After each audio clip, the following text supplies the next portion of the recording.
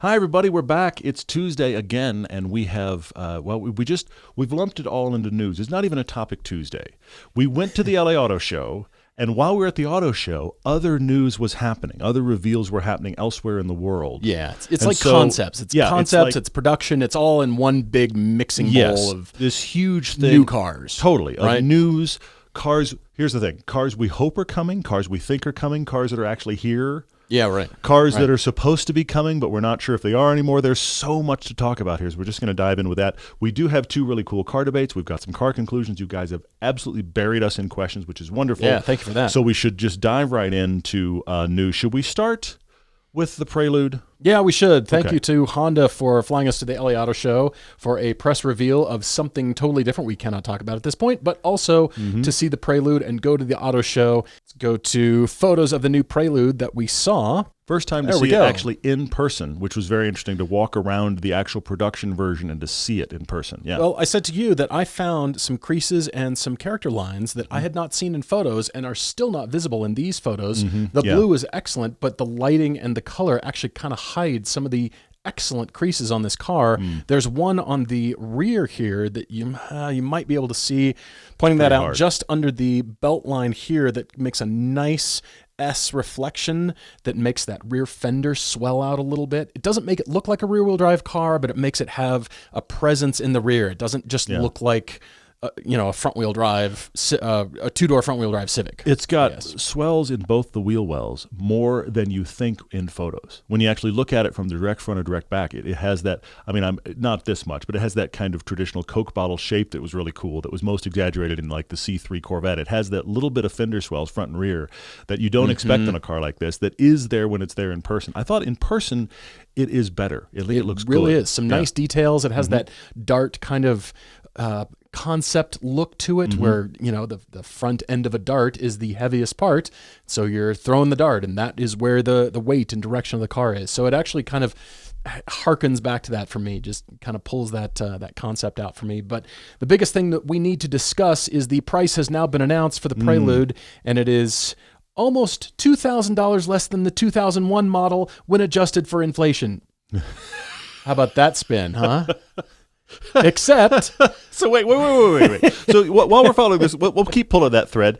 The 2001 Honda Prelude was $23,600. Right. Which I know many of you are saying that's what the new Prelude should cost. But if you adjust that, let's follow the math. You adjust that Prelude for inflation, that makes it about $43,000. So guess how much the new Prelude is going to cost. Now, it only comes in one trim. It's not like you can now add on to it, but it's going to be about $43,000, almost $44,000. Yeah. You might think that's a turnoff initially, but what I do like is with this S Plus shift and the amount of tech that Honda has put into this is not just a commuter two-door.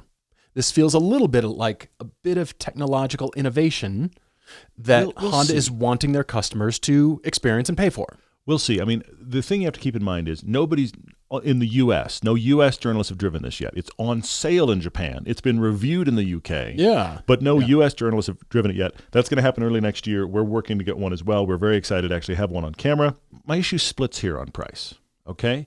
Because in a vacuum, what this car is, what it offers, and what that should probably cost in today's dollars, it feels pretty close to where it should be.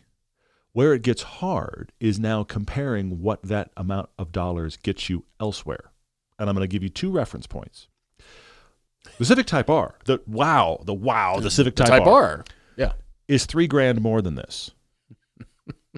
Okay? Now, that's not the same kind of car. No, you're not going to buy the Civic Type R as your commuter. You would buy the Prelude as a commuter. Yeah, for sure. So then let's go commuter hybrid. Well, the loaded, like you cannot ask for more, you cannot throw more at it. Prius, I went and built one. Oh, you did? All-wheel drive, everything you can ask for. I didn't do the plug-in hybrid because this is a normal hybrid, so I just did hybrid. That's quite an exercise. All-wheel drive, everything you can throw at it, extra nice paint, the floor mats, I threw it all at it. Wow. It was $3,000 less than this. That is a loaded all-wheel drive Prius, which is a commuter with a good look. Interesting. So this is living in that land between those two reference points, and I'm very curious for how this drives, because I will say this: we haven't driven it, but Honda was nice enough to allow us to sit in it. Mm-hmm. Yes. And I will say, the seating position, the ergonomics, the seat itself, the feel of the wheel, the driver interaction on first sitting was excellent. Excellent. I agree. That was a surprise. I agree. I thought it was wonderful to be in as a driver. So how does this drive? I'm putting this in the I'm excited and I just don't know column. It's interesting because you can't compare this to any EV that is currently on the market, but EVs are very expensive. Yeah. And more so these days without that lovely tax credit. True. But people don't seem to balk at the prices of EVs. They don't seem to, that's just too expensive. If you want the tech, you're going to go pay for the tech. You're justifying it. Sure. Yeah. And so, on one hand, the Prelude was always viewed as the cheaper, fun car. Mm-hmm. That perception has now kind of gone away. And so I'm attacking Honda on one hand, but I'm defending them on the other. I'm weird. kind of both with this pricing, and it does come down to a drive because I know we're going to experience the tech and in one way say, is this dollar amount, does that equate to this good of a driving experience? Am I willing to pay that amount of money for whatever driving experience we discover? Well, we're going to put a price tag on it, and that's how people will have to justify this or not. And it's going to have to come down to, I think the only buyer for this is fun commuter. Yeah. I think that's the buyer. How many? But that's a lot of buyers. But I don't know. See, that's the thing. I don't know. Because if you really want a fun commuter, then you probably just take the hit and you get the Civic Type R or something that's manual, and you just go, I know I'm commuting, but I want to have fun.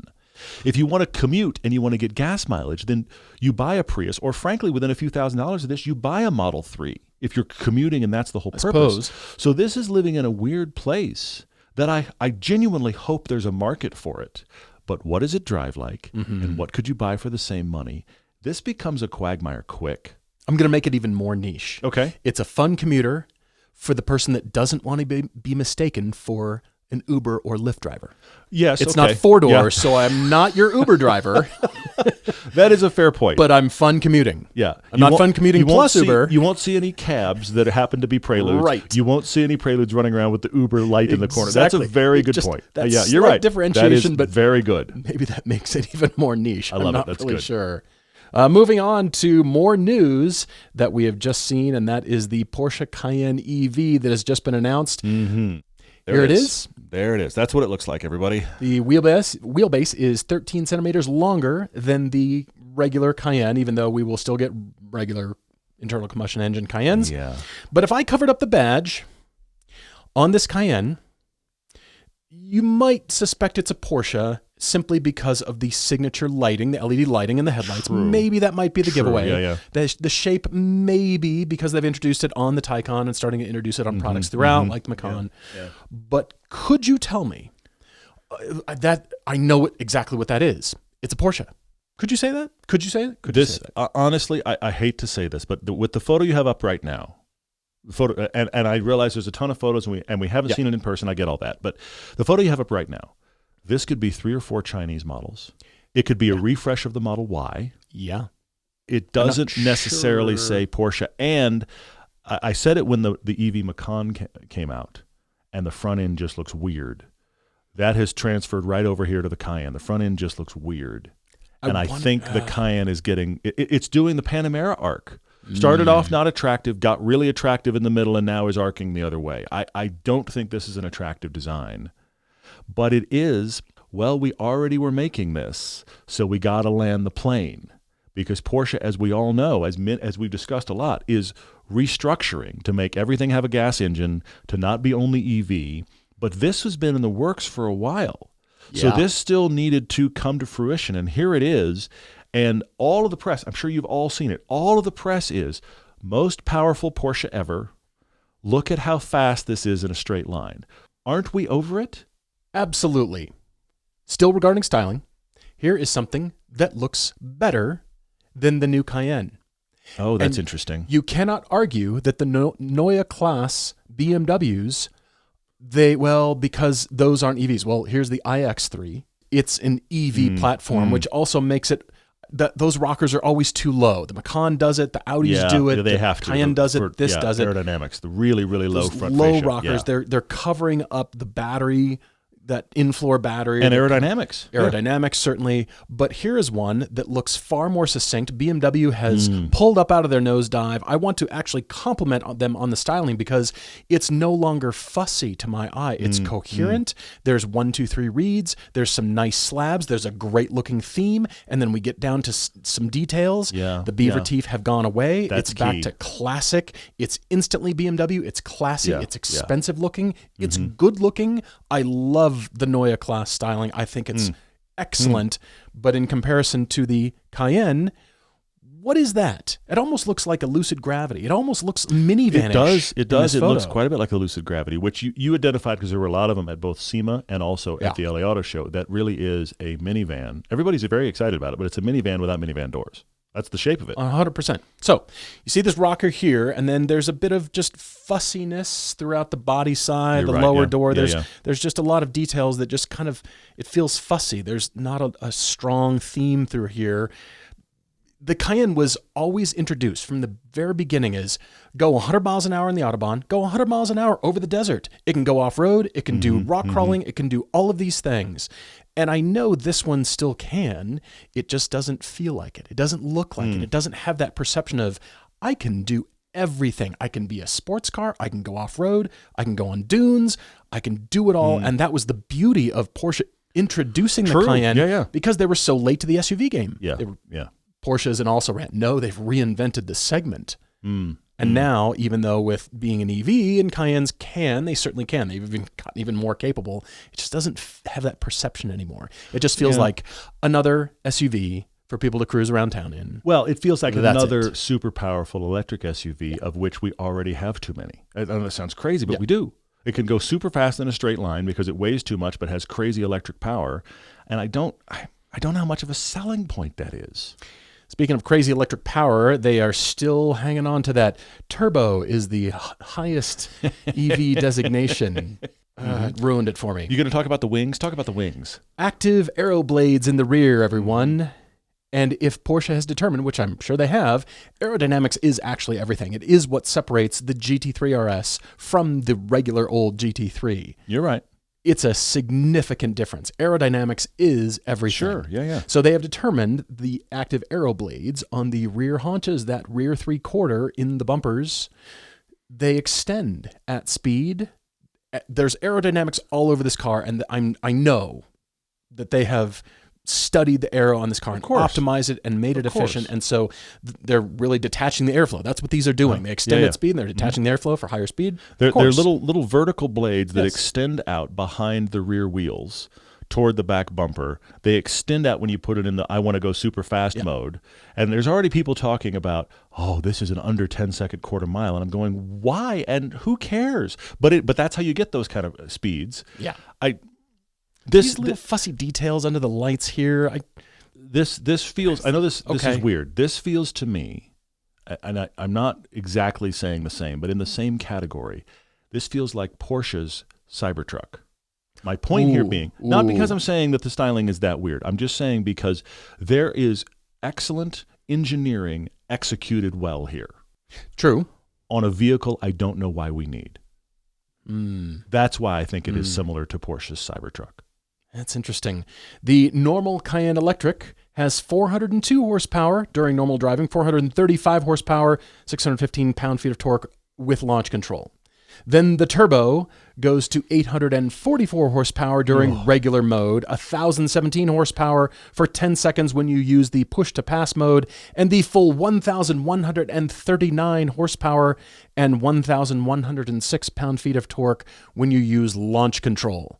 Almost 1,140 horsepower with launch control, so and you over can 1,000 pound-feet of torque. Hurt all the people in the car. Yes. Tell them you can hurt their necks. Everybody put your head back. Yes. And we needed more.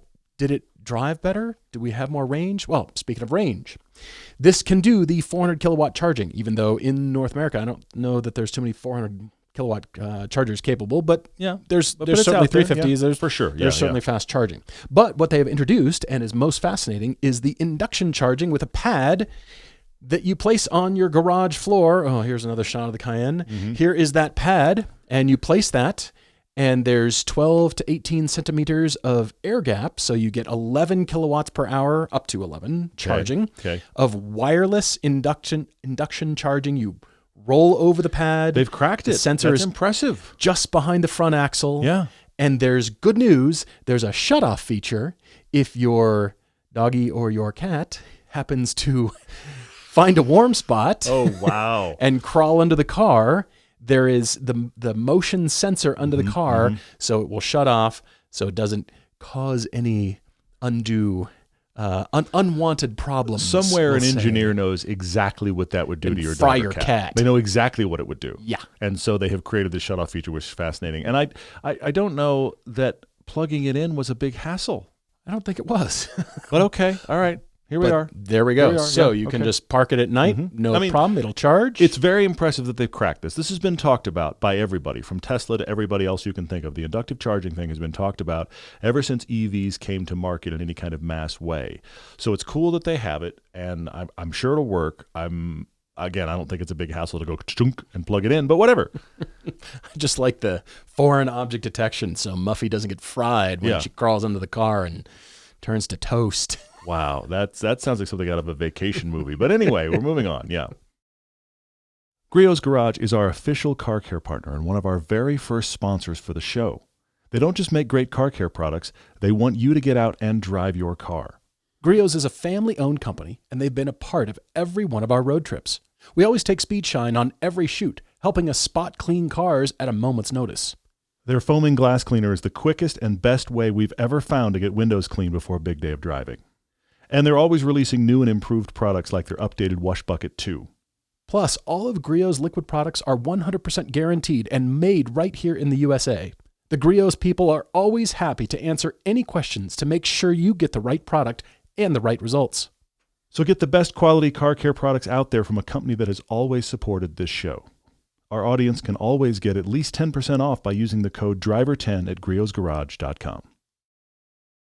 We were at the LA Auto Show, as you know, and we came across the Jeep Recon, another EV SUV newly introduced by Stellantis that I think would have been amazing if it were introduced about 3 years ago.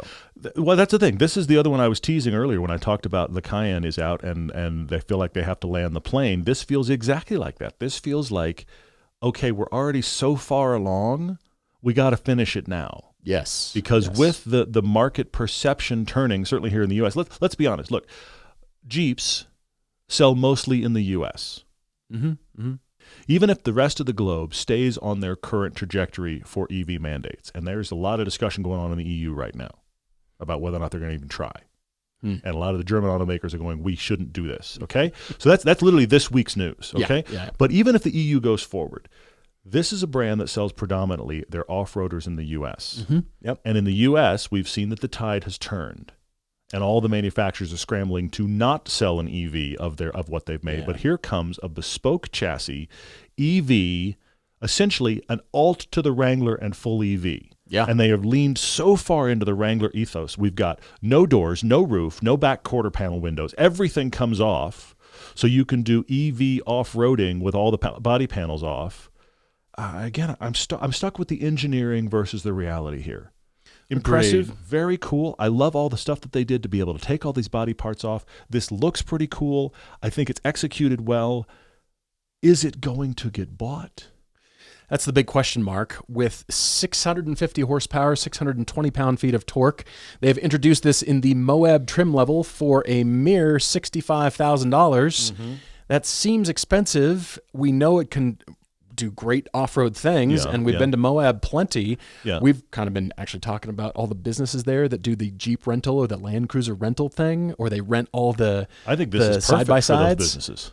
They could rent these, or buy a bunch of these and have a rental business and crawling around in these. But I mean, you know, it's going to be incredibly capable. I'm sure it'll be very capable. Yeah, I'm sure it'll be great. It'll be an EV Wrangler. If you haven't been to Moab in Utah, it's a phenomenal off-road place, and I know many of you have heard of it as a great off-road place. You just did your 4Runner piece, and we did a little bit of off-roading there. Yeah. I tested the Cayenne and terrified myself with the Cayenne there. You were driving the Lexus GX. We've been out there quite a few times. It's very cool. It's not that far from us. But the thing you have to understand about Moab, the place that you're seeing all of the super rock crawling going on, that's not even 5 minutes from the town of Moab where you rent the Jeeps. It's not like you left Moab and an hour later you're there. No, it's less than 5 minutes away. Right there. Yeah. So this kind of EV architecture with this kind of range, everything you're going to do with it in a day is well within the range of this vehicle. That's why, again, I think it is a whole rental fleet of Recons. But outside of that, are people going to buy this? And I just don't know. Because as we've seen, when we have driven mini Jeeps and reviewed mini Jeeps, the ones that people get excited about are the 392 V8 Wrangler. That's the one people are excited about. Yep. The Raptors with the stupid power. Yep. The most souped up version of the G-Wagon with all of the suspension these are the ones that people get excited about. Yeah. So where is this? I struggle. Because just like that Cayenne, I know the engineering is here. This is interesting, and they've succeeded. Yeah. For what market? You know, this made me think, with all of these concepts and some production cars that we've seen come out, I'm wondering if manufacturers redefining their brand and what their offering is, I'm wondering if the cars they produce, cars and trucks, whatever, are going to be so more regional than ever before. Regional to countries, regional to states. I mean, this is the Moab edition. Yeah, okay, fair. To do with the doors off and go off-roading. All right. Yeah. Name me another state. I mean, maybe the... Colorado, maybe. Colorado stuff. Okay. There's some Texas stuff. Okay. Maybe Arizona. Is it all states, though? Probably not. No. It's not. There's some California stuff. It's a western half of the U.S., kind of near the Rockies. I see where you're going. You can buy a car, you can drive it and take it anywhere. Yep. But I'm wondering if car companies start to do like a hyper-regional, these cars are only sold in these states or these countries. Well, and that's it. I mean, it does exist now, and that's just simply because of business. That does exist. Well, but no, I think it reinforces your point. World car. We want to build a world car. Like the Camry is great for every market. Everybody could have a Camry. Well, maybe it doesn't make sense anymore. Maybe with the tech and maybe with the appeal, car companies start to do this. Maybe it's like, well, we sell it in Texas, Colorado, Utah, and Arizona. And some in California. That's already happened. I mean, like the EV version of the Subaru Crosstrek is not sold everywhere. Yeah, true. The Mirai, the hydrogen version of the Toyota, that sells in California only. That's true. That's a great point. So the reality is this, on some level, already exists. Yeah. So is this going to become more common? No, I think it reinforces your point because the problem is it only exists right now with very niche models. I was thinking on a broad level, not the niche that. I think you're suggesting that there is precedent that might become this is only sold in these places. I think that's very possible. I mean, there was an article recently, and I don't have it up right now, but there's an article recently where the revised Hellcat motor can be sold in like 10 states, and a few months ago it was 7. Right. Okay? Yeah. Because of which means one of them's not California, I can guarantee you right now. Legislation. So, this is interesting. And how do car makers navigate that? They'll scrape your IP, and if whatever your state you're in, they won't even allow that car to appear on their website for sale. Sure. I mean, that's the easy part. I'm just thinking from a standpoint of them making money enough to make all these models. How's that going to work? Maybe that's the way to make money, though. I'm speculating. Understood. Yep. Moving on to the Genesis Magma. The world premiere happened at Circuit Paul Ricard in France. This thing is superb. It's spectacular. It is the Magma GT concept, which Genesis says is a guide for their future performance lineup as they explore GT class racing. That is great news.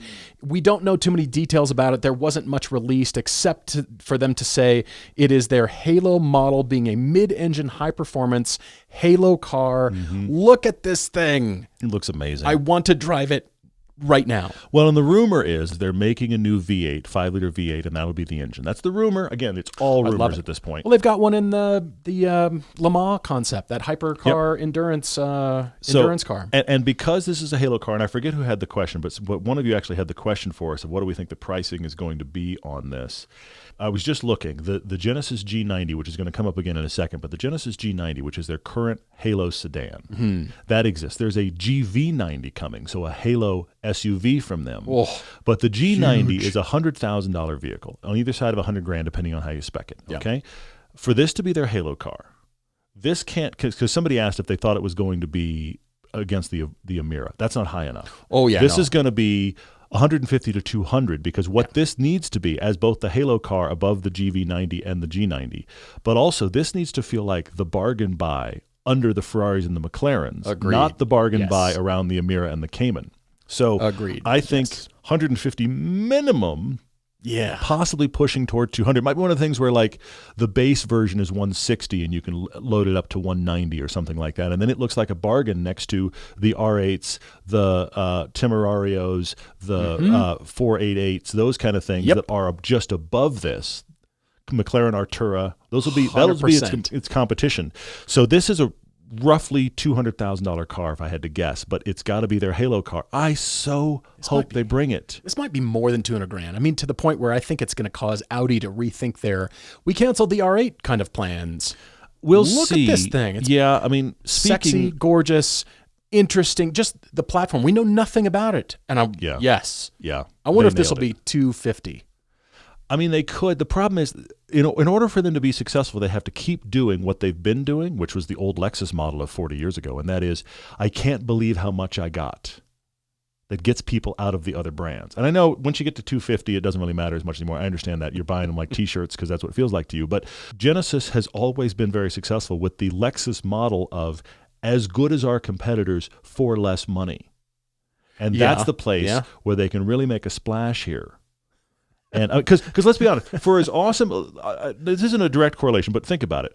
For all of the laud and press and amazing hype that the Mustang GTD has gotten, you can't talk about it very long before somebody goes, yes, but $350,000 Mustang. True. Meanwhile, see what I'm saying? You still have that price issue. Meanwhile, the Corvette doesn't have it.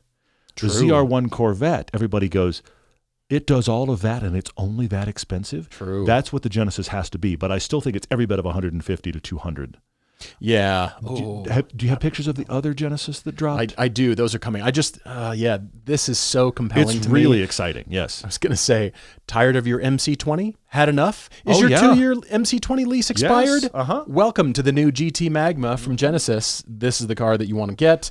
Moving on quickly to the GV60 Magma. This is a 609 horsepower, 650 with boost mode, and recalibrated roll center and suspension control systems for optimizing cornering and ride comfort. So Genesis is very much leaning into the high performance but also luxury market. So it's not just a full track car, but it is still luxurious. So it's kind of a balance between track use. Here it is shown on Paul Ricard's circuit there. This is the reason the press was at this event. Yes. They came for this one. Yes. Because a few years ago, we talked about on this podcast, Magma was their M brand, their AMG brand they're introducing. Their super high performance brand was going to be Magma, but all they did at the time was they had like an orange, I forget which one of their cars, but they had this orange color on one of their cars, so this is coming. G70 or something. So now this is the first one to be released, and so they brought press to that circuit in Canada, or was it France? This is France. It's here. France, I'm sorry. To this circuit in France to actually show this off. And then it was, surprise, while you're here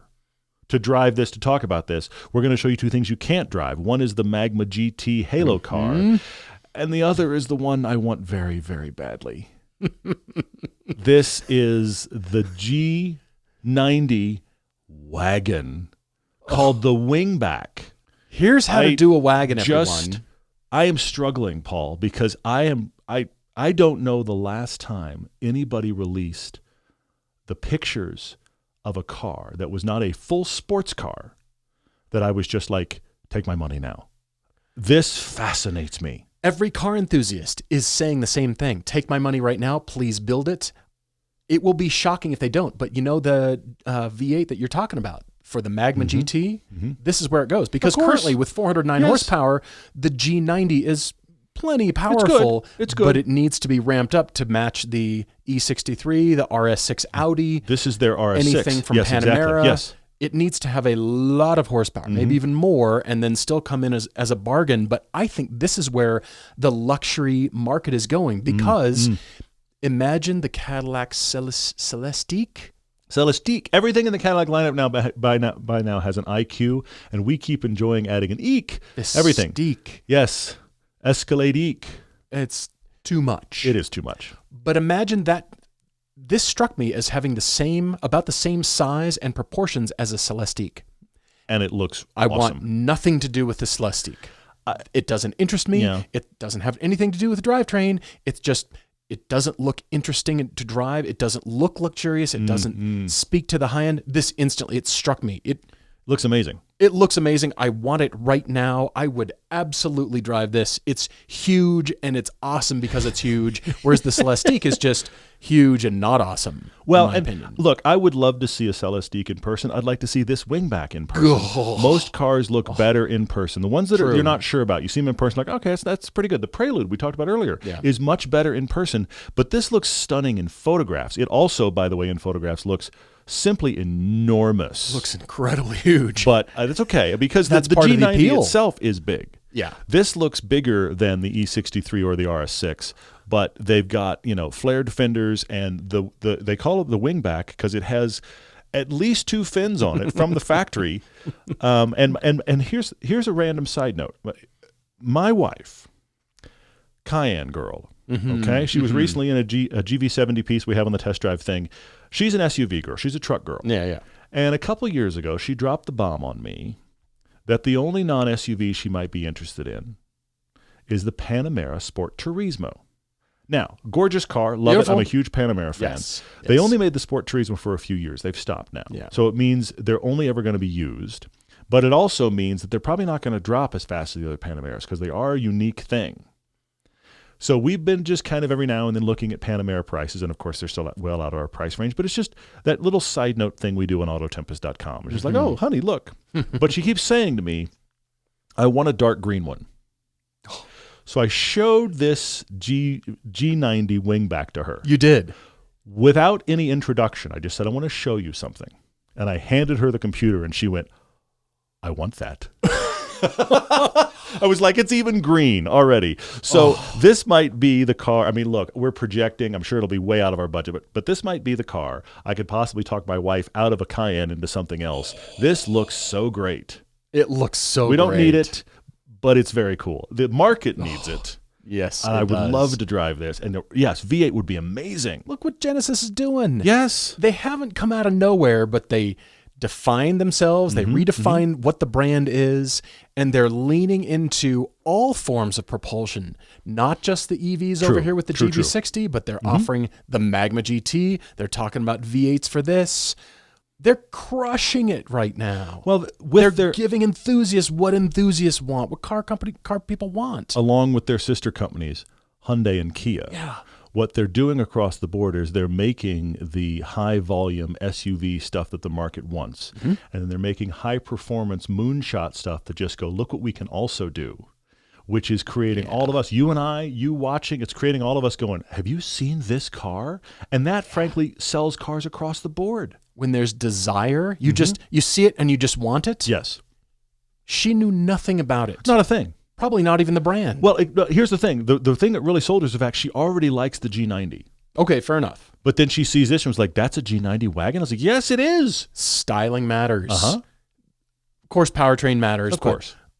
Everything about the perception of the brand, it's just, I want it. Genesis is doing something that Porsche has for a long time that I feel is a bit in the decline for Porsche right now, and that is, I just want it.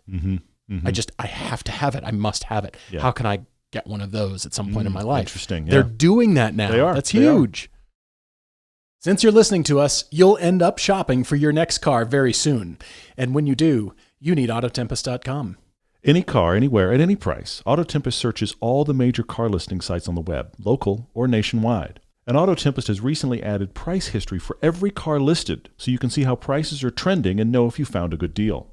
You can also create search alerts and lists of saved searches so you can find your perfect spec even easier next time.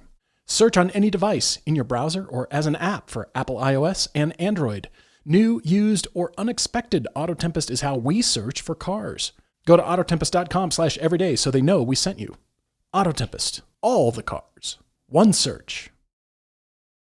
I wondered if you'd talk about Scout. Scout. I'm glad you have Scout photos. Scout. I have a photo of you with the Scout. Which is key. Because I want you to talk about it. Yeah, which is key. The first time I think any journalists have really seen and walked around the Scout. This was sitting right outside the LA Auto Show. I was drawn to it like a moth to a flame. I have a buddy that has a traditional Scout that has a reservation down on one of these. He's waiting for them to be real because he really, really wants one. Mm-hmm. They look amazing inside and out. Yeah. They look astonishing. The interiors are great. The material choices are interesting. I mean, they were all pre-production. Please don't climb inside of it. If you see anything that's questionable, it's because it's pre-production. I mean, they were barely at the show, but there they were, both the pickup and the SUV. Yes. Boggling everybody. But then after I walked around them for a couple of minutes, I walked over to you and said, "Take my picture beside this truck." And I'm standing here so you can see I love the look on your face. Yes. Just kind of like, because really? These things are huge. They're huge. This is bigger and taller than a Rivian. And I am standing, for those of you who can't see the picture, I am standing behind the tailgate of the pickup. Mm-hmm. And I am not kidding you. I am 6'3". Yeah. And the edge of the pickup bed is at my collarbone. People that were less than 6 feet tall were peering over the edge of the back of the pickup. Right. And some people were too short to see over the back of the pickup bed. Yeah. This is simply shockingly large. And the nose of it, I hate to say this, we've seen this already on pickups, like the big Silverados and stuff. This is the kind of vehicle you cannot take to elementary school pickup.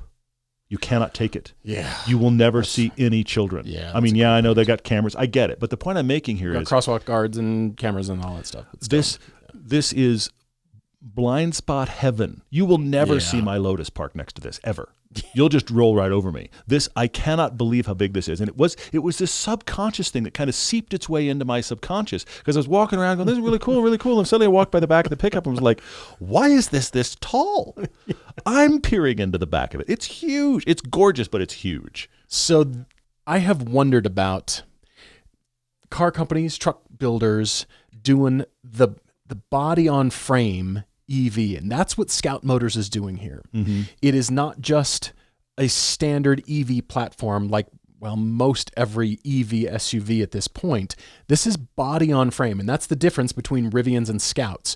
There is some part sharing. There's a bit of that, and you could say, well, you can't say actually Scout is just a reskin Rivian, because body on frame with a solid rear axle, which is not what any other EV truck manufacturer is doing, to my knowledge right now. I mean, Bollinger Motors is kind of going belly up, and there's a few other boutique manufacturers, but still, it's got front and rear mechanical lockers and 350 miles of range, but it also has a gas engine optional that will increase that to a 500-mile range. It's a generator, yeah. It's a generator, so it doesn't drive the drive wheels. It's just an extra generator add-on. But this is the Terra EV truck, and it's wearing 37-inch tires on 18-inch wheels.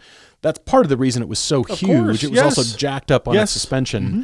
It was enormous, but I couldn't believe it. It's more of a serious kind of industrial sort of off-roader. It seems like it. And the interior actually reflects that. So you see a different choices of materials, and they're really leaning into that. Mm-hmm. It's a bit Rivian-like with the interior layout, but I think it makes sense. And I don't think that's a slight. I think the interior is a real victory. The materials look nice. It doesn't look like everybody else. They've taken some wood panels and stuff. It looks like their own thing. But you can see, to your point, connective tissue back to Rivians and that kind of stuff. But I think it's great looking. I mean, they're sticking with the bench seat thing. Yeah. Whereas Rivians have that center console. Pretty much every EV truck and SUV has a big center console. But here, we're kind of back to old school, kind of old school think with new EV technology. And that's why I think Scout will be successful. It's going to be a different choice. And that center seat, actually, the front seat is a bench, but the center of the 3 seats, you can fold the back down flat and it becomes your console, or it becomes a seat. But I don't even remember the last time I saw, outside of a van, a cargo van, a front bench. It doesn't exist. Yeah. So here is the Traveler. So that is the SUV concept, also enormous, but the styling on point. Yeah, it looks great. Just as good looking as Rivian's. I think in some cases here it looks a lot better. But this is, again, the more industrial, like true off-roader. So it'll appeal to, more of the hardcore off-road crowd and, people that want an EV as well. And with that range extender, I think they're kind of going for best of both worlds here. They are. And it comes back to the question we've already asked, and that is, what is the market for this? But at least the execution here is very high. It's really great. You could not get in any of these. And the interior, again, interesting materials, interesting design choices. The details were really fascinating to look at, but everything is so well thought through. There's nothing that is, production think, just current production think, because they're starting with a hallowed brand, but they kind of have free reign to kind of push it forward in the future. And that's why I think it's they've gotten real creative here. And you raised a question if we looked at them, because we were very impressed. After we looked at them, you raised a question because we were looking at things and thinking about things like that Cayenne EV and the Jeep Recon.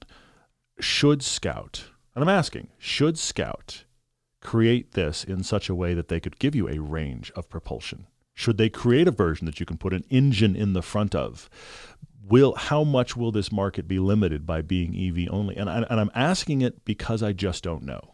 And I'm asking it because we're seeing so much turmoil in the market in general. And I feel like all the manufacturers, and you raised this point years ago, all the manufacturers are leaning into, we need everything to have every option, because that's the way forward. Right. But here is Scout that is planning to be just EV. Now there's the generator on the back, but they're planning to be just EV.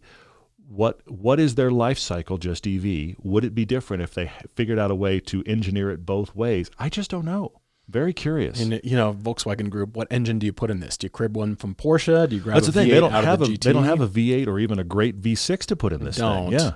They don't. They'd have to look elsewhere. They'd have to go to Audi or Porsche to go grab a V8. Very interesting. I mean, it was really cool to see them because they're really, really awesome. Speaking of big trucks, do you have Telluride or Palisade photos? I don't. Do you have some photos? I don't have either of those, but I want to touch on them really quickly because the Kia Telluride has been released. We will show you a photo anyway. Yes. It is the new updated Telluride. Now, we have a review of the current Telluride that's on its way because those have been the market leader in 7-seat family SUVs for a little bit now. But this is the new Telluride. It isn't out. Nobody's driven it. It is, of course, the sister vehicle to the Palisade. We did get in the Palisade. The Palisade has been wonderfully restyled. It's been out for a little bit now. Feels very high-end. Yes. The Telluride feels like Kia and Scout had a conversation. They look quite similar. They look quite similar. They are crushing but it looks really good. And if they can bring the prices in, it looks like it's going to be another victory. So they had the big new Telluride, so that is there. Another thing I don't have photos of, but at the same time I was quite surprised. I have to talk about it. One of the surprises of the show was the bottom end of the market. I got into 2 vehicles that I haven't been in. I got into both back-to-back. Of all people to talk about, Nissan. They're selling the Kicks, which is their small SUV, and next to it is sitting the Sentra, which is their small Corolla fighter. Both of these vehicles are $22,400 to start. That is as bottom of the market as you can get. That means you could load one out and still not break 30. And you climb in them, and they both have everything you could think of in a modern car. I can remember, not long ago, Nissan was a great example. You climb into the cars at the bottom of the market and you just start tallying up in the back of your head everything it doesn't have and how awful it feels. I mean, I'll give you a great example. The Fiesta ST that we love, you get in it and you just go, whoa, this is low rent. This is low rent in here. Yeah. I climbed into both these cars. Now, they weren't the base $22,000 model, but they're still well under 30. I climbed into both these cars and just sat there going, this is great. You don't need anything else. Yeah. This is a bottom-of-the-market victory for Nissan on both those vehicles. Do you like the Kicks? Do you prefer the Sentra? Do you want SUV? Do you want sedan? The material choices are good. The design is good of the interior. At this end of the market, I don't know that you care how it drives. It's going to be a CVT. It's not going to be that interesting to drive. But you need transportation. And here is a new option that is not going to feel like a punishment box. The problem with the bottom of the market forever has been you got in something and just went, well, this is all we can afford. But it has a warranty. Makes the budget work, but it has a warranty. Yeah. These are victories, and I want to just give a shout out to Nissan that both of these cars, it's a lot of car for the money, especially when we're talking about so many cars that are so expensive. They are really waving the flag for the bottom of the market and doing a very, very good job.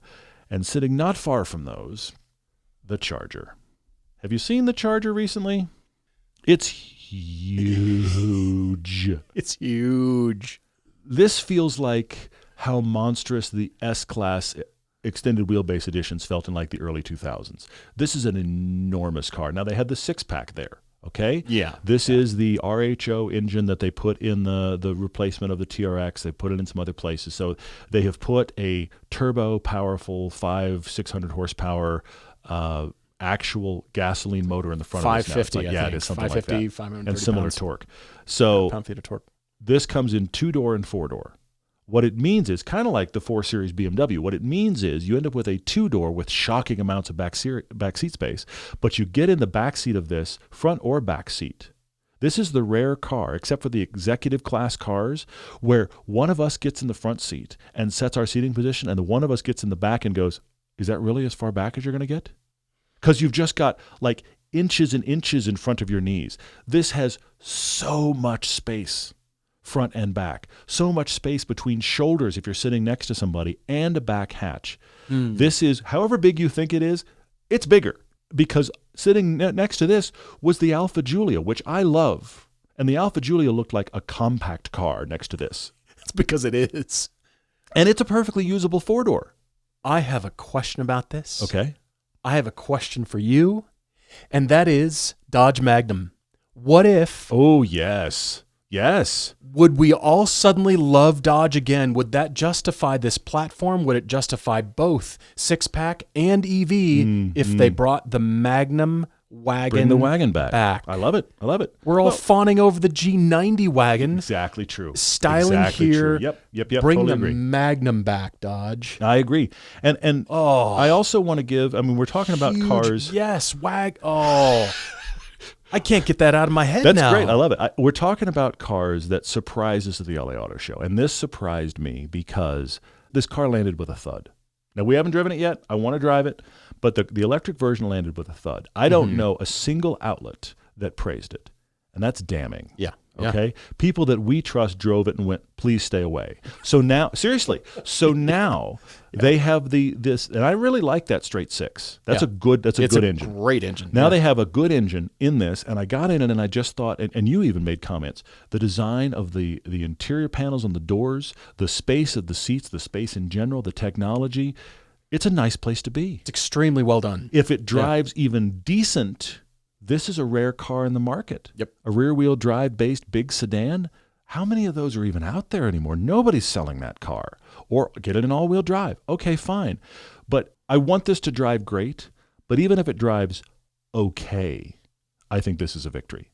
And you're right. If they make it in a wagon, the Magnum needs to come back. then you have a competitor to the new G90 and whatever else, and you have a cheaper variant of the people of the RS6s and the Panameras and the E60s of the world. So I was pleasantly surprised to be in this, and I walked away so shocked by how big it is. It's just huge. But if it were the wagon version, none of us would care. We'd be like, then you'd be huge like, wagon. I need a big sweet. wagon. I don't know why, but I need a big wagon. Yeah, Yes. that's very funny. So that's the situation as well. That kind of sentiment now going on, I suppose. Yes. We're adding FCP Euro as our partners and supporters for both Everyday Driver and Hooked on Driving. For nearly 40 years, FCP Euro has been an industry-leading supplier of genuine, original equipment and OEM parts and performance upgrades for European cars. That means BMW, Audi, Volkswagen, Mini, Mercedes, Volvo, Porsche, and even Saab. Paul, you have to call your brother-in-law and tell him FCP Euro is the place because, as I just said, even Saab. We're putting it in the ad. Anyway. They offer a lifetime replacement guarantee on everything, including consumables like brake pads, wiper blades, and even oil filters. Buy a replacement, send back the old one, and receive a credit for the full amount. For your sub! Plus, FCP Euro offers free economy shipping on orders over $49 and a 90-day hassle-free return policy for new, unused, and uninstalled parts. So visit FCP Euro today for more than 300,000 parts ready to ship for your European car and your Saab. FCPEuro.com. All right, moving on to a few other cars that we ran into at the show.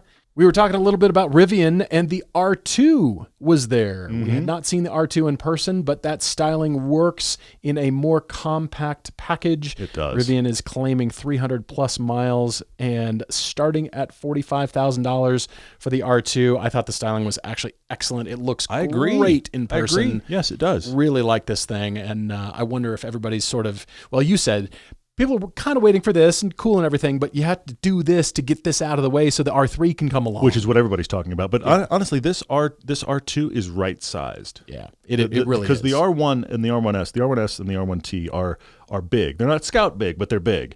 This feels normal city center right-sized. Yeah. And the good styling of Rivian and the cool looking seats, I think this is a real victory for them if they can get it out the door. I just continue to wonder how some of these EV startups are going to survive, but this is cool, and I hope it comes out soon. Agreed. A few more gratuitous photos. ZR1X, we had not seen the ZR1X in person up close, or the ZR1. If you have not seen Mark and Jack's Crowning the King review yet, that was not with the X, that was the ZR1 Mustang GTD and the Porsche 911 GT3 RS. So go watch that piece if you haven't seen it. It was a lot of fun to talk to those guys, and the piece really was cool. superb. Very good. But here is the even more car, and it's so aggressive. The Stingray was so aggressive. They've gone even further. They've gone even more sharp intakes, aggression, crisp lines, creases everywhere. And so this, I think, works so well in person. It made the car look smaller because which is weird. The proportions of all the styling have grown so big. It's made the entire car look smaller and kind of feel smaller to be next to it. But this was impressive. The presence of this car is quite impressive. Yeah, agreed. All the Can't horsepower. wait to drive it. Very excited about driving it now. Agreed. Also, the Mustang GTD. When I see it, I just cannot help but think how heavy this car is, and we want to drive it. Everybody is really liking it, and spoiler alert, Jack really liked it too, so that was his choice in the video. But this is still a huge car. It's enormous. It's heavy and it's big. It's big at every angle. But wow, I cannot believe it's a Ford product. I can't believe it costs as much as it does. But it's a throwdown. It's a big throwdown. And then here comes Genesis with the Magma GT, and I'll bet if that's for less. I don't know. That would be amazing. And then moving on to a concept from Hyundai called Crater. And this is quite interesting. The concept began with a question from head designer Sangyup Lee, what does freedom look like? And this is what the team came up with. This vehicle stands as their answer. He said, it is a vision shaped by their unending drive to explore and inspire their customers to explore deeper and embrace the impact of adventure. But it was this vehicle that sort of made me think, what if car companies are designing for particular areas of the planet? I see it. Because here it is shown in California. It could work in, well, maybe Utah, but it's not a Moab kind of vehicle. It's not a rock crawler necessarily. But the interior, check this out. It's designed like a giant crash pad. It's really old school roll bars covered in old school padding. It was really actually quite refreshing to see this. Of course, concepts are they're just always that, way out but there. very simple, relatable forms. It's just tubing everywhere. It just felt like the Razors, the side-by-sides. It's definitely influenced by that. It feels like it's the road-going version of what a side-by-side Razor would be. It's definitely that idea, yeah. Cool versions, a bit of luxury, a little bit more luxury. I mean, the reality is this is so concept right now, it's going to be majorly changed if it ever comes to market. But it was, to points you've been making already, Hyundai, Genesis, Kia are really just going, what are the exciting parts of the market that can get people talking? And this is very much one of those concepts. Yeah, it's such a niche. If they built this, the internet is going crazy for this one as well. But again, Kia, Genesis, Hyundai, that trio. Look at the cars they're doing. Look at what they're appealing to customers. It's resonating with everybody. And what was so interesting, even though we don't know too many details about the powertrain, it almost doesn't matter. We know it's going to be EV. It'll be fast. It'll be plenty of power, probably decent range. You know they're going to think of all that and address all that. What I found most interesting was the bring your own device approach to the interior. Hyundai suggests a flexible and customizable digital experience adapting to various situations and individual user preferences. So this is customize it yourself, make it your own. Yeah, I mean, it's Fantastic. the same thinking, obviously, that is behind the Slate truck if that ever shows up, but it asks the same questions that we're talking about with things like the Recon.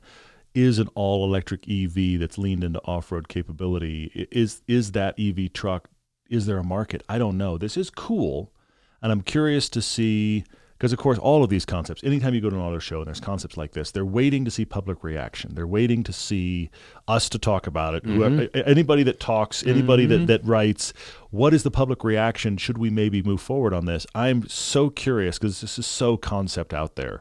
What does the production version of this look like? And I think the way forward is to do various different types of drive lines. Yes, I don't think just EV that. makes sense, but we'll see where all of these go. It's just plastic panels shaped like crash pads. It won't actually be tubing with the crash pad over it. And then last photo for me from all of our concepts and all of our fun cars, you just needed some sorbet for the eyes, just some beautiful Italian styling, and you just wanted to make your heart sing. So here it is, the Alfa Romeo 33 Stradale, just gorgeous. It's so sexy in person. It's a fantastic looking car. It really is, yeah. You know, I've heard rumors about Maserati and Alfa kind of getting together more for future supercars. It kind of begs the question, which brand will it fall under? But the good news is it's all Italian. So here it is. I don't care. Bring us more of this stuff. I want to drive it. It was just sexy and gorgeous, and it was just really quite refreshing to come around the corner and see this thing. I did not expect it to be there. We just walked around it for a minute. It was very cool. Just beautiful. Our year is winding down with Hooked on Driving. We will actually have the schedules for 2026 coming out in December, mid-December, leading into January, including schedules for our trips next year. But the one trip that we do have right now is Spain and Portugal. That is April 24th through 29th, 2026. That is the first of our many trips in 2026, but that one's out and available for registration right now. It is very spouse-friendly. You have I'd not like to go to the racetrack significant other. This is the trip. That's the perfect one for that. Yes. I'm hoping to maybe take my wife, and she is very much in that camp of, oh, you're going to the track, are you? I will not. So this is the trip for that. You can go to Hooked on Driving right now. You can find that. That is Circuit de Sevilla in Seville, Spain, and Portimao as well. So the Portimao hotel is actually on the beach. So am I selling you yet? Yeah. Drive a cool car. Yeah. Beautiful weather. There's a road tour day in the middle with a walking tour of Seville. Yeah. I mean, this is different than a lot of our trips. We're very excited about it. But we do have a few events that are going to close out our year at Hooked on Driving. We have VIR. This is coming out on Tuesday. You're going to eat too much on Thursday. And by Friday, you might be ready to be done with family for a bit. And the Mid-Atlantic can cover you. Virginia International Raceway, Devin, Ryan, Heather out there are throwing a really cool event at VIR. That is both Saturday and Sunday, the 29th and 30th of November. That closes out their year, and then we, the California region, are actually finishing our year at Thunderhill Raceway, the 3-mile configuration on Saturday and the 5-mile on Sunday. That is Saturday, December 13th. Sunday the 14th, Paul and I will be there. We're doing a raffle. There's a Toys for Tots drive. There's an announcement of the California regional schedule for next year. Yep. That's all happening there that weekend. There's a lot of stuff going on. We got a cool pro coach that's going to be there giving coaching. That is a big event. That is closing our year out.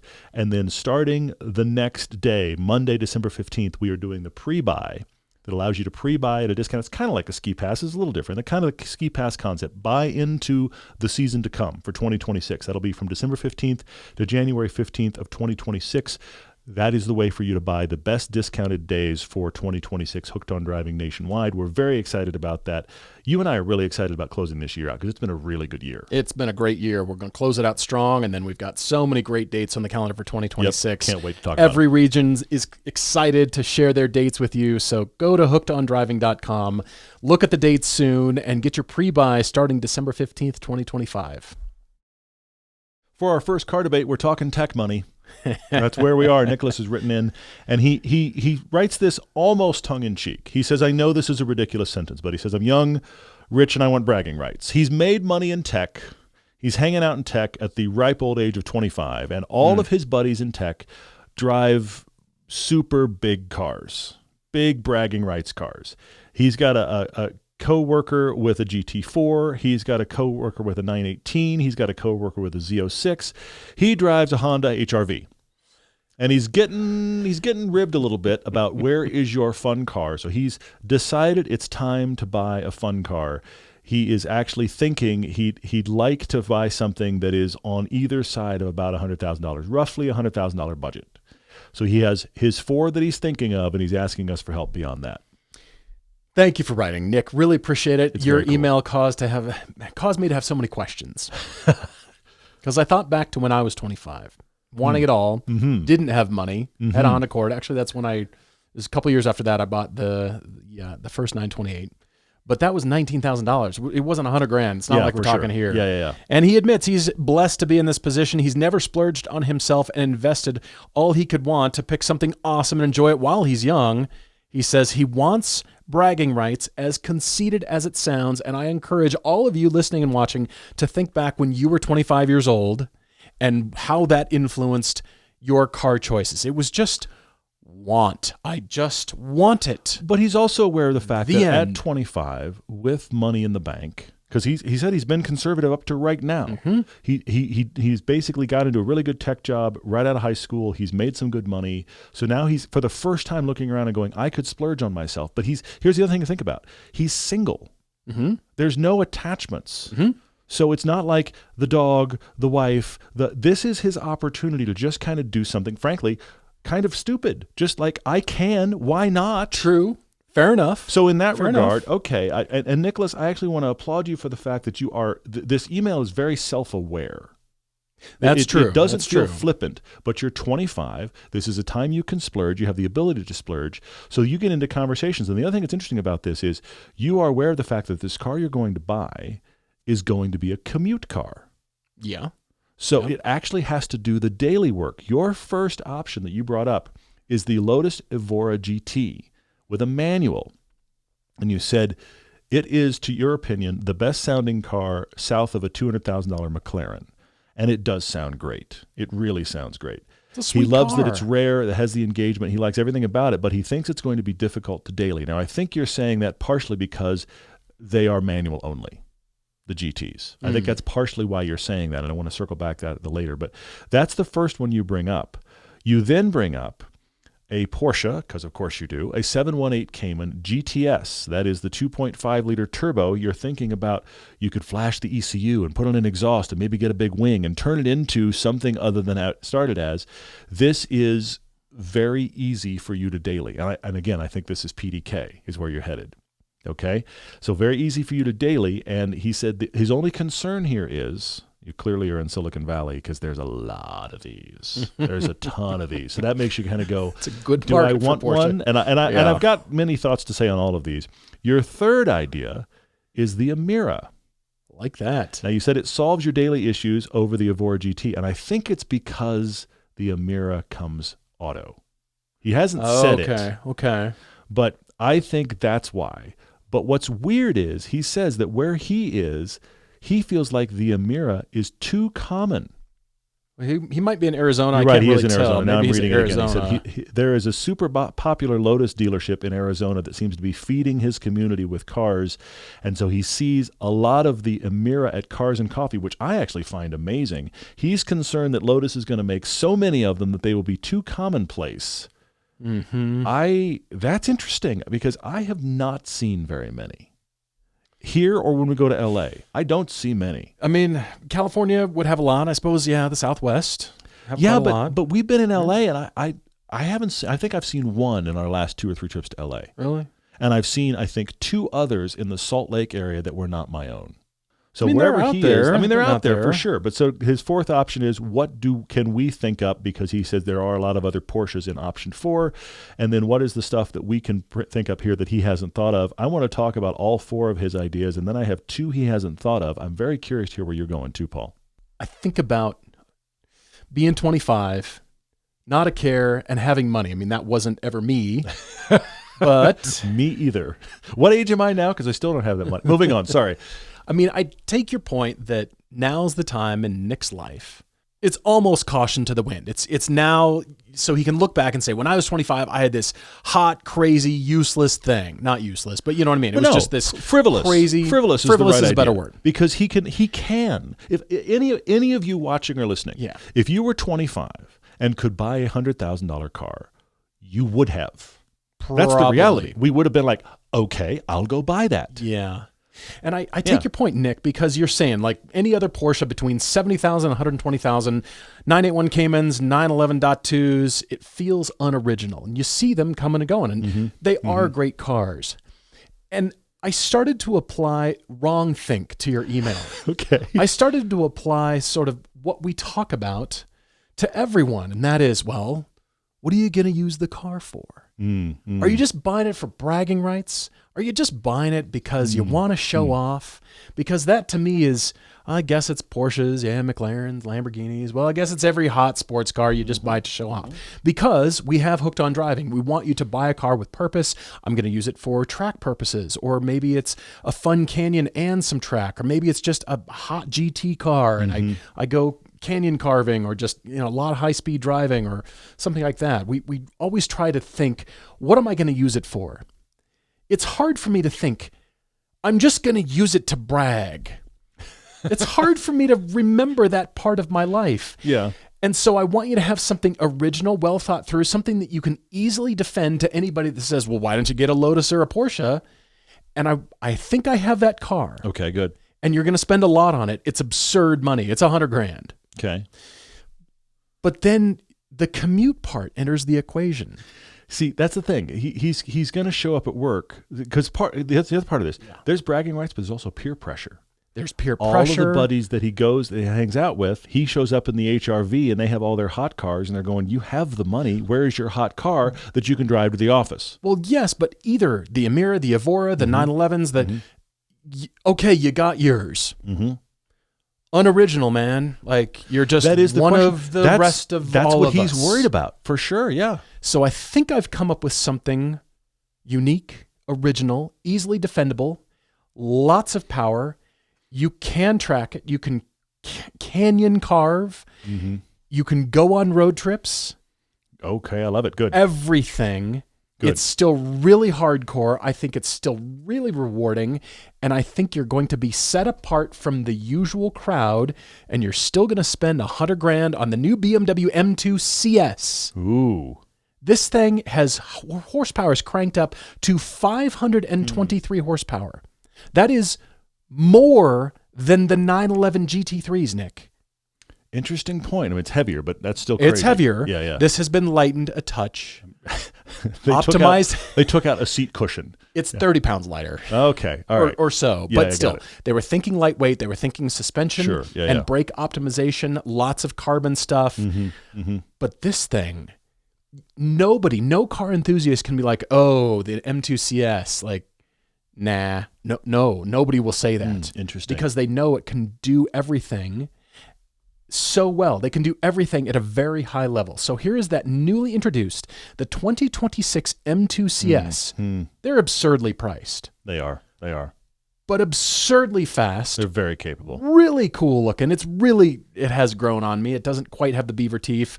And you know what? I think I do like it, especially with this new ducktail rear. Ducktail helps. This is better looking, but it's still kind of a bulbous mess to me. But it's aggressive. Yeah. It's got that showy kind of braggadocious kind of look to it, but it also backs it up with, okay, you can track it. And by the way, you and all your friends, I want you to, come to a Hooked on Driving track day or go somewhere and get better at driving. Agreed. Become better drivers, yes. I've got a hot car and I don't really know how to use it, and that's when accidents happen because you're showing off and you don't know how to control your high horsepower, very expensive sports car. So the classic mistake is I'm going to turn this corner and floor it while I do it. I'm going to leave the light, turning right while flooring my car, and then I wonder why I wound up in the median backwards. That is the classic mistake. Happens. Yeah. So, Nick, take a look at this interior. The seats in this car are superb. So good. Yeah, they are really great. So delicious. They're so good. It's an expensive option. So you're going to pay maybe more than $100,000 for this car. but what a car. What a unique, discerning choice. And it's almost like one of those that you can defend more easily because it isn't the typical, the Lotus, the Porsche, the McLaren, the Lamborghini, the same M2. But I choose this because of the commute. If you weren't commuting in this and this was just your fun car, I'd tell you to go get a GT4. Go get a GT4 RS and spend twice your dollars, twice your money. And there it is. Paul spent twice the budget. There it is. I was waiting. It's Perfect. just another well slender 80,000 more than a GT4. Perfect. Just a slim 80 grand on top of a GT4. Wow. But whatever, right? So 100 grand, just over 100 grand for an M2 CS. That is hardcore, man. But you can commute in this. It's still going to be a hardcore ride. But to do it all, to have a special car, to kind of stand out from the crowd, and you can claim more power than all the Lotuses we're talking about and most Porsche 911s. You have more power in this car. Also, learn to harness that power and become a better driver. Agreed. So you're stopping there. So That's you're sniper shotting. I kind of toyed with this idea. Oh, look at you. Okay. It's not an idea. It's not even in wildcard category. It's in don't even mention category. But here I am. You're mentioning it anyway. Got it. I thought, for 120 grand, just go buy a 360 Modena and do the manual swap. Have it done. Don't buy one that's already been done because those cost too much. They've added another jump in price on top of it. But the problem with this is, even though it's really cool, I could see you doing this, then you're just young kid in a Ferrari. And it's an older car, and then you're using it for commuting, and you're dumping all your money into maintenance. Where he might not want the manual too, right? Yeah, I see it. But you don't want the F1 style transmission in this. You don't. You're right. That's a good point. I'm weighing That's a good point. Yeah. If I were 25, I'd be like, yeah, young kid in a Ferrari. That's me. I want to. Here I come. Do that. I want to do that. But yeah. There's perception that go along with it, so I'm not mentioning that. Really not. I'm going to stick with the cool seats in this really sweet looking. I see it. That's a good sniper shot. Look at this. That's a really good sniper shot. That I have color, to give it to the wheels. That's a heck of a car. All right, I'll give you that, Nicholas. I'm going to talk through your choices here, and I'm going to give you some other ones. I want to start with you brought up the Evora, and the only thing I can think of why you're not choosing the Evora GT because you said you don't think you can commute in it, you don't think it's a daily. I'm just guessing that means manual. You haven't said so. But you said no Evora GT, but yes to the Emira, and I'm thinking it's because the Evora GT is essentially a manual car. So there is not a thing wrong with this car. This would be a fantastic alt choice. You could defend it like crazy. Yes, you'd have to drive a manual daily, and maybe you don't want that. And this is, I will admit, this is predominantly going to be your usage. You've said it is going to be your daily. So you would love this car everywhere you drive it, I think, especially everywhere fun you drove it. You would like it less on the commute. So I do understand why it's out, but that is look, I love that you brought it up. It's a sweet car. It's a great car. Yeah. Let's go to the base Cayman. Well, not the base. I have a picture of a base Cayman up here, the 718 turbo. But you're talking about the GTS with the 2.5 liter turbo, so not the 4.0. This is the turbo engine, and you're talking about an ECU and a big wing and all this kind of stuff. Here's my problem. Yes, with PDK, with whatever you want to do to it, I'm sure it would be a perfectly good daily. It would work very, very well. It would blend with the sea of other Porsches in the area where you work. Yeah. The problem I have with you buying a lower or mid-level Cayman and doing stuff to it is you are constantly going to explain why yours is unique. Constantly. And you did this for what? Are you a track driver? Is it what's the build for? And you put all this money into for what? I was at a car show this past year, okay? And I parked and it was a big car show this past summer. I parked the Emira. Parked it. Just there it was parked. We were way at the fringes. The show was huge. There was no parking. We parked way at the fringes near like a dumpster. It was like, this is the only parking that's available. And in front of us were two nearly identical spec'd brand new 911s. Okay. 992s. Okay. Bodie and I, my son and I, we got out of the Emira and we started practically walking. Invisible. Well, that's the thing. We started walking toward the show. Okay. And the two guys, there were pairs of guys in each of these 911s. They didn't know each other, but they all got out at the same time. Okay. We walked by them while they each explained to the other one the nuances of why their 911 was special. Okay. You've never seen this combination of this paint with this way I actually did the color of the interior, and I thought, are we really being this pedantic? If you have the money for that car, you could have bought something that was unexpected.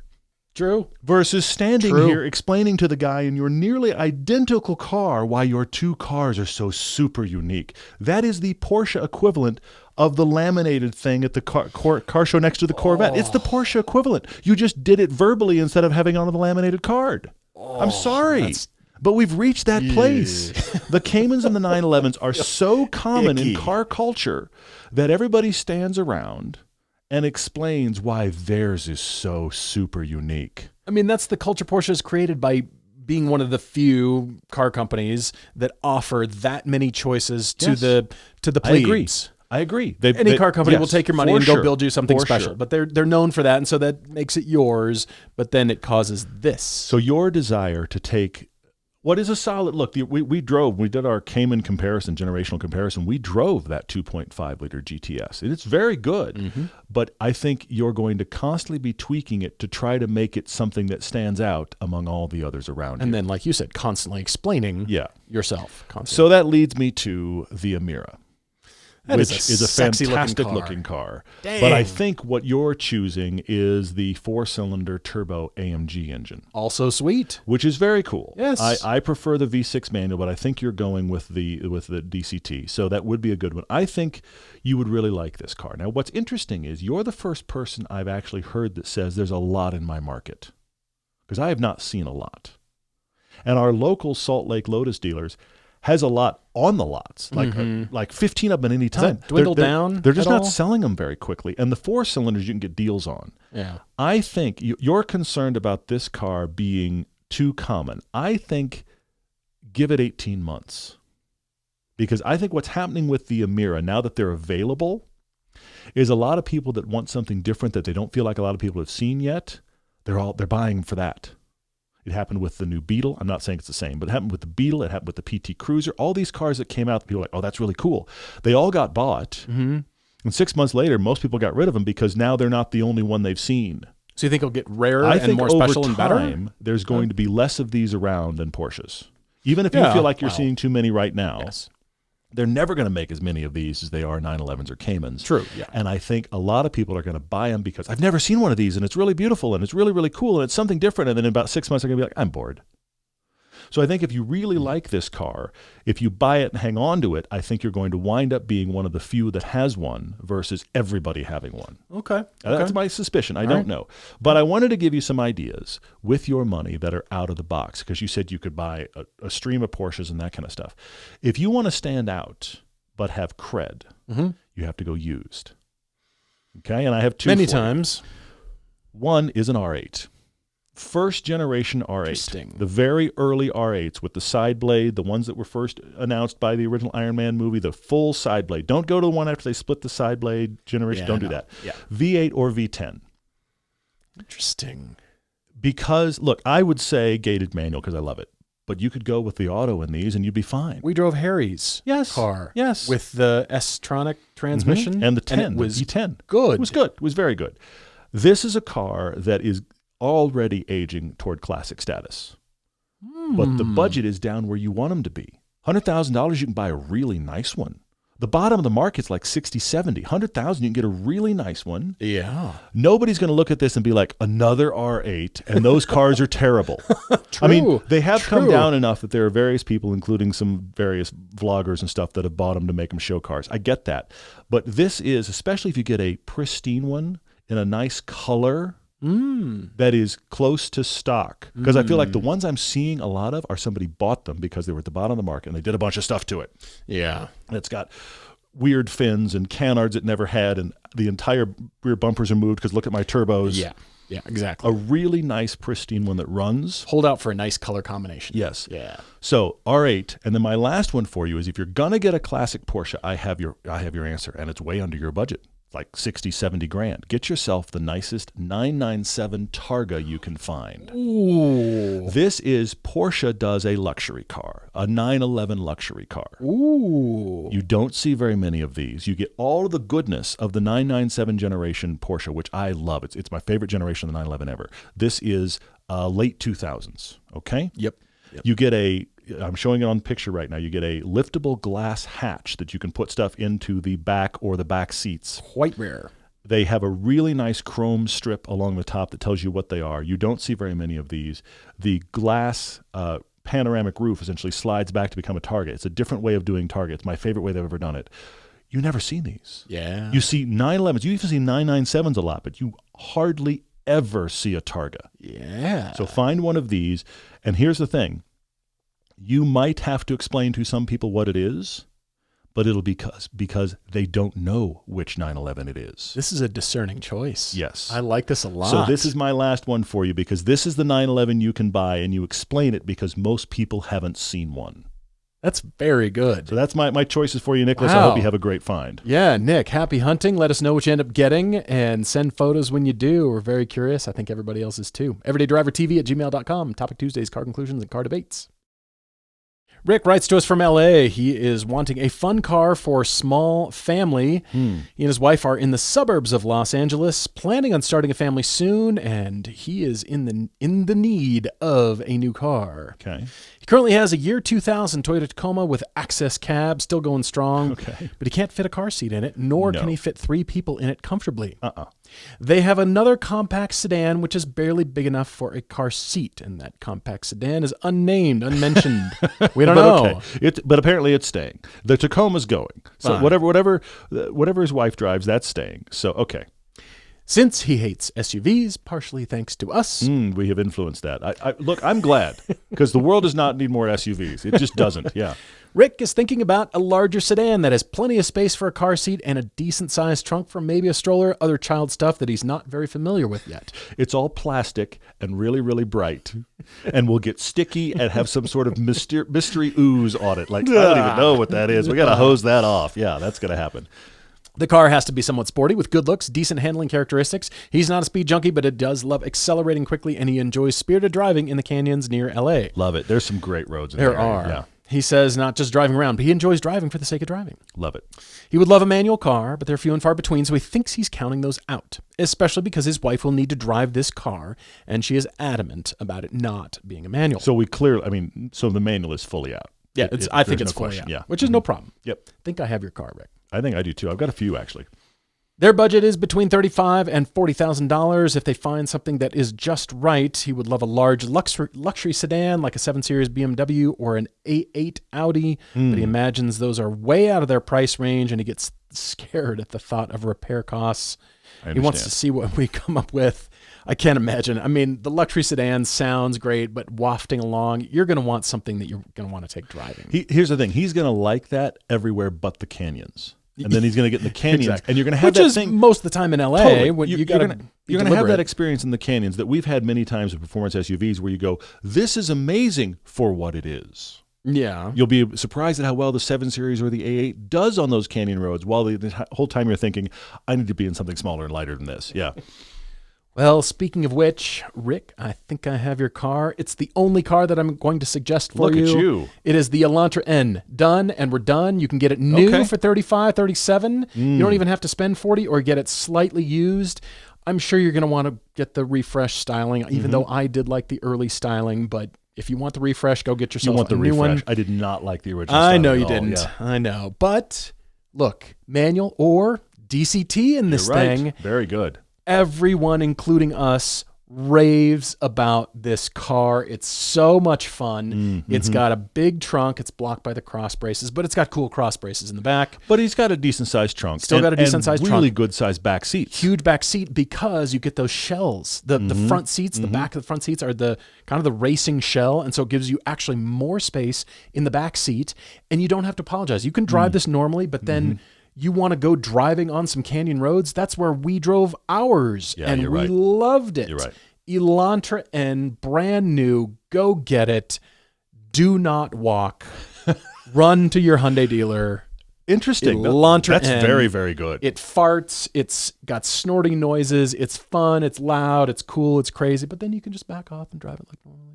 I think you've done very well there. In fact, Rick, this is going to be the big debate between you and your wife, who I'm sure is now listening as well. This will be the big debate, because you've leaned into the canyon car. And I'm leaning more into the daily family car that can do the canyons. And I'm going to start somewhere a little bit different. And that is, I'm going to start right here with the Volvo S60 Polestar. That is such a sleeper. It's such a sleeper. That's a sexy looking car too. And it has actually a surprisingly big back seat. It's one of those back seats you get in and you're like, oh, this has a lot of space. Yeah. And then a big trunk. Of course, you could also get it in a wagon, but I'm just staying with the sedan for now. So the Polestar tuned version of the S60, get one of these used. I think you could find them in your budget. They might be a little above your budget. What about the wagon? That's the thing. Maybe the wagon too. Either one. They're both available. Wagon, the Polestar engineered wagon. How far back do you want to go? You can find them in your budget at some point. I'm actually showing current version right now. But these are out there. Yeah. They're not common, but they drive very, very well. And then they can just chill out and be a luxury sedan, like a full-on luxury sedan. Yeah. So that's why I had to bring that up. As I keep moving in this same idea of really good daily that can do performance things, I have to bring it up again. The Charger's enormous. It's enormous. It's so big. But you could almost get one new. I think these are above your budget, but you could almost get one new. They might do cash on the hood on these because they're trying to move them. I'm just saying. They might do anything to get there you is one of these. So much space in this. The back seat, your child's going to feel like they're too far away from you. That's how big the back seats are. You might have random crying because the kid doesn't realize you're even in the car. This has a ton of space. And then it actually has a surprisingly big hatch as well, even though it's a sedan shape. So I have to bring it up because we were so impressed by the scale of it. This would be a fun dad car. It's going to feel big in the canyons. That's the problem. Staying with that theme, the Audi A7, a little smaller than the A8. You'll be surprised at how much these have come down in price. Also aged well. There's a good. That looks good. And this is an early one. You can get them obviously newer, but I'm showing like an 18, 19 here, and I think you actually should look at the Audi A7s because that hatchback is going to be worthwhile. They're slightly smaller than the A8, so you'd prefer it on a canyon road as a result. But that leads me to my two favorites. I'm trying to think about, you're on a back road, just you, and you're having a great time, Rick, an awesome time. But then you can pick up the whole family and everybody's got space. Okay, first one of those, Chevy SS in auto with Magna Ride. Just get the auto. The auto's fine. Yes, the manual's cool, but in your case, the auto's fine. Be sure you get Magna Ride. Mm-hmm. The manuals are the ones that are above your budget. The auto's all day long in your budget. This is the modern equivalent of the BMW E39 BMW. It's the modern equivalent of that. Yeah. So this doesn't have, it's not as luxurious as some of the other options, but dynamically, this may be the best of everything I've brought up. Rear-wheel drive, automatic, Magna Ride. You will love this. And it can be, I've got it in a crazy orange color on the screen. You don't have to get it in a crazy orange color. If you get it in a subtle color, no one's going to have any idea what this is. It becomes a Malibu in traffic. Nobody cares. But then when you're on a back road, the problem which is the problem. But in your case, it might be an asset. I mean, I would get it as crazy a color as possible and put some wheels on it, and I would go nuts. But that's me. License plate says not a Malibu. Exactly.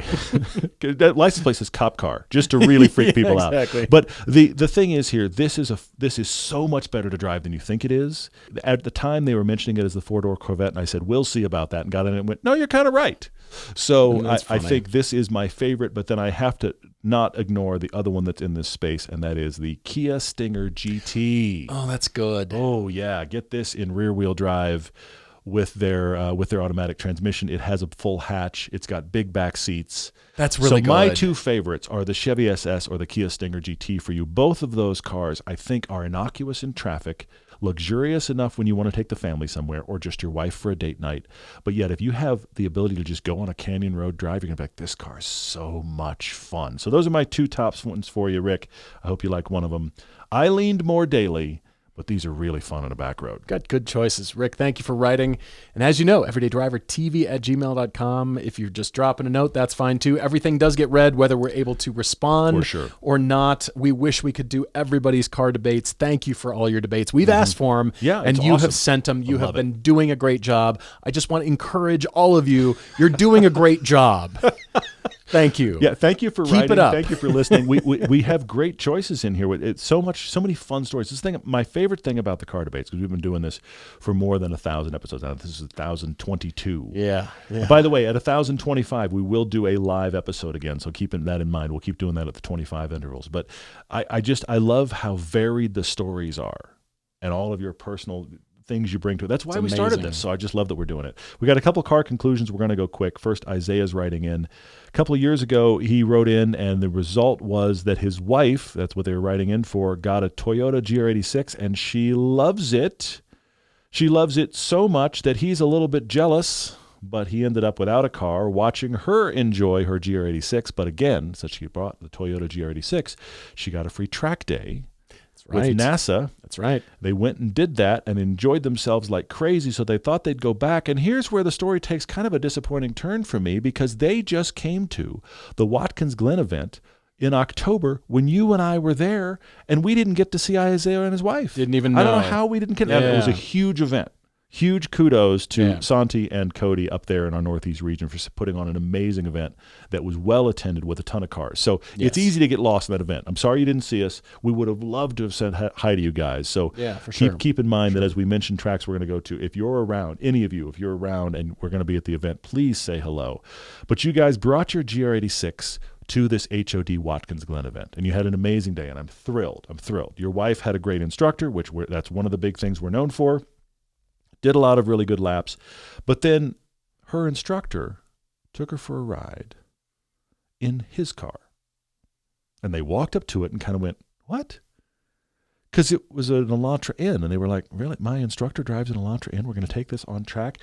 And she proceeded to be so blown away, she said, you must get in my instructor's car. Let him take you for a ride around Watkins Glen in his Elantra N. And you probably see where this is going. Isaiah needed a car, and shortly, about a week after that event, bought himself an Elantra N. Selling cars, slinging hash. It's so good, yep.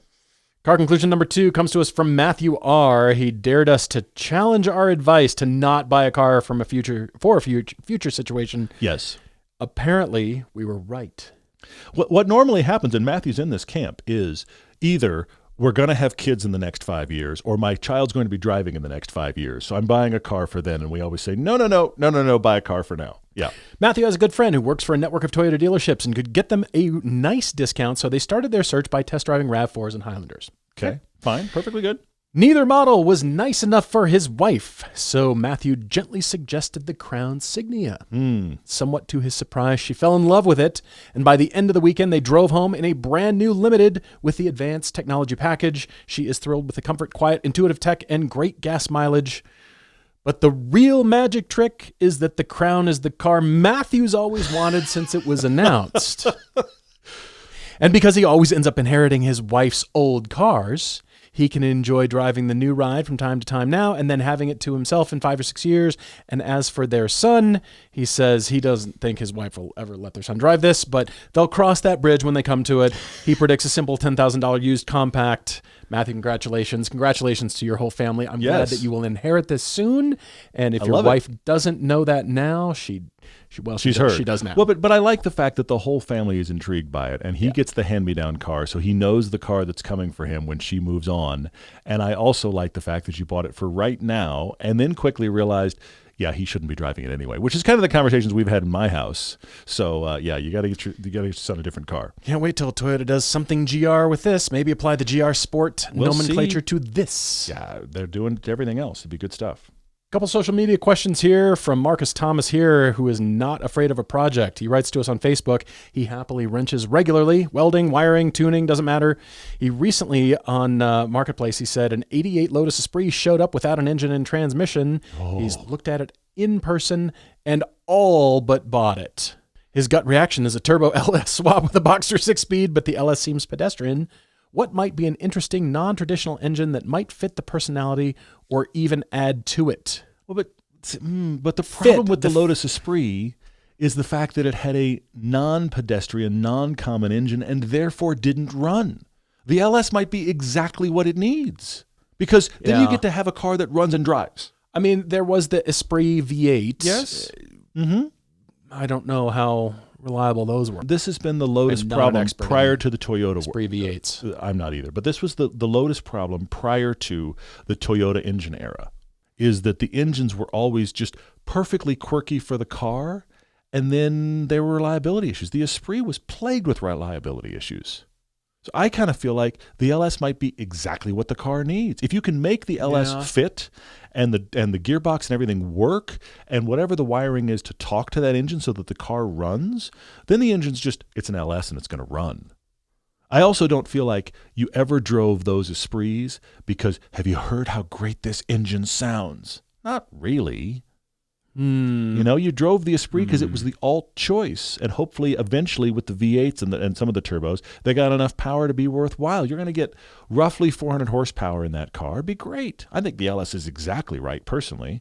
Do the K swap. Yeah, all right. Keep it 4-cylinder. Yeah, and do the high revving K swap in that, so it keeps Esprit 4-cylinder. You know, get your 300-something horsepower out of it. But again, I know the LS is, you know, you said pedestrian, but I just think it would work and run and be good. It would. You've got some sighting to do. You've got some welding to do. Yeah, you do. I'm a little terrified by that. Bradley J. 1983 asks this question. It could almost be a Topic Tuesday, but I think I can do it rapid fire. Okay, good. If we were in charge of a clean sheet Mustang, how would we design it? Ooh. He's thinking of weight no more than a Carrera rear-wheel drive, V8 behind the front axle, Targa option, etc. Now, first off, Bradley, I want to say the Mustang is one of those cars, unlike the Corvette, that cannot go mid-engine. You think so? I think, because the Corvette was existing, I know, as a front-engine car forever and ever and ever, but it was always discussed as next-gen we're going mid-engine, next-gen we're going mid-engine. Well, it had all the concepts early on. Exactly. Before it even came out, it was mid-engine. There were so many. Yeah. So the fact that they went mid-engine, I know there's a segment of the populace is like, that's not a Corvette, but it was always a possibility. The Mustang is a front engine rear drive car. That's just what it is. Even the Mustang 2, it's still front engine rear drive. Okay, so you can't change that. But I think the target, because look at the original Mustang, the 1965 Mustang. It was a small-ish car in the lineup. It was actually kind of smaller. Exactly. Yeah. And then going forward, it becomes the pony car, muscle car era. And the muscle car era, if you had to define it, was just, well, what's the biggest engine we sell and what's the smallest body we make? That's what we're doing. That was the whole muscle car era. Yeah. Okay? So what you need here is you need something around 400 horsepower. What Ford engine is going to be around 400 horsepower? I would like for it to be a V8. It needs to be a V8 option, but around 400 horsepower is enough because the target size needs to be GR86. It needs to be that scale. Do a Mustang 2 without doing the Mustang 2. Yes, because that's the danger. People are going to say Mustang 2. Yes, because now and I also in this think, era we've got the tech to make it good. Agreed. But I also think that the flamboyant. Oh, those are nasty. Oh, those are so nasty. The flamboyant look of the Mustang GTD is really cool because you're starting with the GTD. You're starting to leave the retro styling that we reintroduced in the early 2000s. You're starting to get away from it with the GTD a little bit. So what is the slightly more rounded off version of the GTD look? I almost want to say the styling of the GTD mixed with the kind of boxy body panels of the thinking of the DeLorean or that Hyundai concept that looks like the DeLorean. You know what I'm talking about? The Hyundai 74. Whatever that was. Yeah. Where it's boxy and yet it just looks muscular. I feel like that's what the GTD is starting to do. The Envision 74? There you go. So I think that kind of influence from the DeLorean, that Hyundai, the GTD, that kind of boxy styling on something the size of the GR86. Because the GR86 is flowy. So what's the boxier version of that? And it cannot weigh more than 3,200 pounds. So that'll undercut most everything else it does. It weighs around the amount of a 911, but it needs to be that 400 horsepower, and it doesn't need to be luxurious. It needs to be driver focused, scaled down. You think about it. The GR86 is 75% scale of the current Mustang. That's where it needs to be. Yeah. Bigger is not better right size, here. Yeah. And then you can get the dynamics right. And, of course, it's got to have independent rear suspension and all the modern stuff in there. You can have a really cool car that way. It's the Mustang 2 without being the Mustang 2. Yes. The Mustang. Let's hope for. Yeah. Call it the Mustang 3 and see who freaks out. All of the internet, by the way. Call it something else, but it's Yeah. now the lightweight, the driver's car, the driver's Mustang. So, yeah. Guys, thank you so much for all of your questions. Yeah. Really, we're serious. Topic Tuesdays, car debates, car conclusions. We want to hear it all, whatever's on your mind. We love the social media questions, too, and I think we covered quite a few social media questions with our concept car coverage. We did. From today's today's posting. So thank you guys. We'll look back, for though. all your There's more questions. there we can revisit. So I love that you guys sure. sent them in. It's wonderful. For sure. Thank you again, and we're looking forward to next time. As always, cheers, everyone.